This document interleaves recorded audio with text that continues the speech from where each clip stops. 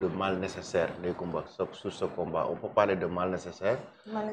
Quand je dis mal nécessaire, cette décision, aujourd'hui, est-ce que la décision n'a pas permis au monde de la lutte de mieux connaître et comprendre les enjeux concernant le dopage et mieux comprendre qu'il y a une organisation autonome qui est capable d'interpeller un lutteur après un combat ou avant un combat?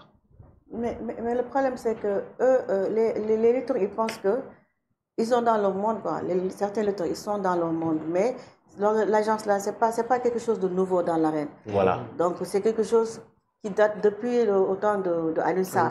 Et il y a beaucoup de lutteurs qui ont eu à faire ce test d'antidopage. Peut-être que Siteu ne pensait pas que cette affaire allait prendre cette ampleur-là et que l'agence n'allait pas sanctionner.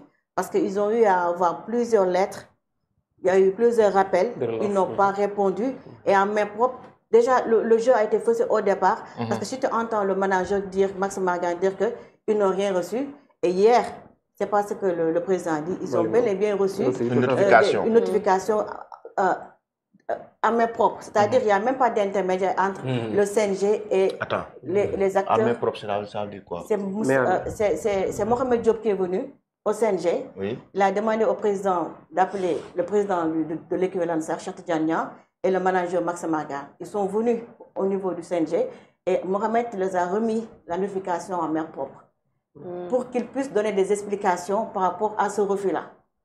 Et Max Margan, il avait expliqué qu'ils sont revenus vers les coups de 2 h du matin. Et Malik Ngom a dit qu'il a quitté les locaux du CNG le jour même, le 24 novembre, à minuit. Il n'y avait pas la présence de Siteu. Et l'agence est partie à 23h30. Lui, il a fermé les portes du CNG à minuit. Max Margan, le lendemain, a dit qu'ils sont revenus là-bas vers le coup de 1 h et 2 h du matin. Donc il y a cacophonie. Mais je pense que eux, ils pensaient que... Donc Siteu est parti chez lui pour enlever son game. Pour enlever son game. Traditionnel. Et revenir. Ce que Modou Lo n'a pas fait. Modou Lo, on lui a notifié avant son combat qu'après le combat, tu allais faire un test. Il a accepté. Et tant d'autres lutteurs, parce qu'hier on a parlé de Lagrosse, de Sathiès, de Reug même. Il y a même l'autre là, comment ça s'appelle, Tony Junior aussi, récemment. Donc il y a beaucoup de lutteurs qui sont passés par là et il n'y a pas eu de refus. Donc je pense que ça, c'est des actes d'indiscipline. Et ça se paye. Hein, et la notification c'est surtout de l'inconscience. Inconscience aussi. Je pense que leur staff aussi ne leur donne pas l'information qu'il faut. Parce que si on entend, par exemple, Max Margan faire certaines déclarations, là, tu te dis que lui, il n'a rien compris. En tant que manager. Voilà, en tant que manager. Idem aussi pour le président de l'écurie. Parce que le président de l'écurie, je pense qu'il pouvait prendre les devants, avoir des conseils juridiques. S'ils ne comprennent pas, par exemple, la lettre de notification, qu'ils aillent voir, par exemple, de s'approcher au niveau du CNG pour qu'ils leur expliquent. Mais ils ont, à chaque fois qu'on leur donne des notifications, ils rangent dans les tiroirs ou bien ils donnent des explications à dormir debout. Donc, ou bien ils tardent même à répondre. Donc, il y a eu des rappels. Il y a eu 15 jours pour pouvoir faire appel. Ils n'ont pas répondu par rapport à ça. Et la notification dont Malick Ngom parlait, c'était dû à quoi? La notification comme quoi qu'ils étaient en Gambie et qu'il y avait un problème de connexion. L'information a été sortie le 28, l'information par rapport à la suspension. Le 28 juin. Le jour du face-to-face. Le jour du face-to-face. Mais l'information, la notification a été faite le 27. Le 27 juin. La veille. Mais on parle, c'est pas encore sûr, hein, j'en suis pas sûr. Donc c'est le staff de Siteu qui a sorti l'information. C'est le staff de Siteu qui a fait circuler l'information à travers les réseaux.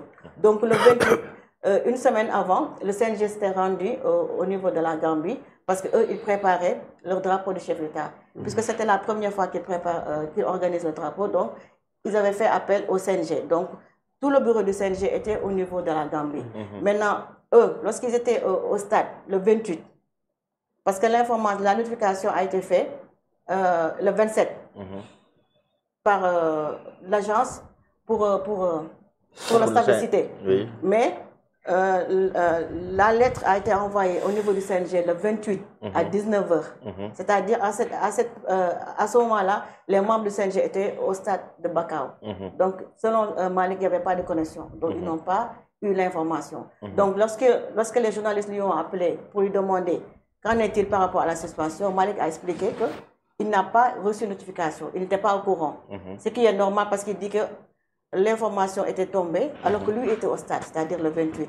Donc, lorsqu'il est retourné à l'hôtel, il a ouvert son mail, il a vu la notification qu'on lui a envoyée vers le cours de 19h30. Alors qu'à cette période-là, lui, il était au stade.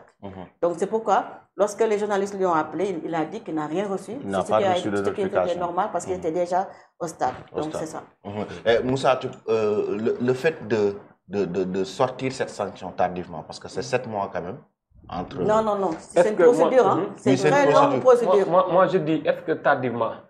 Parce que dans cette affaire-là aussi, je me dis qu'il y a la crédibilité de l'État du Sénégal qui est en jeu.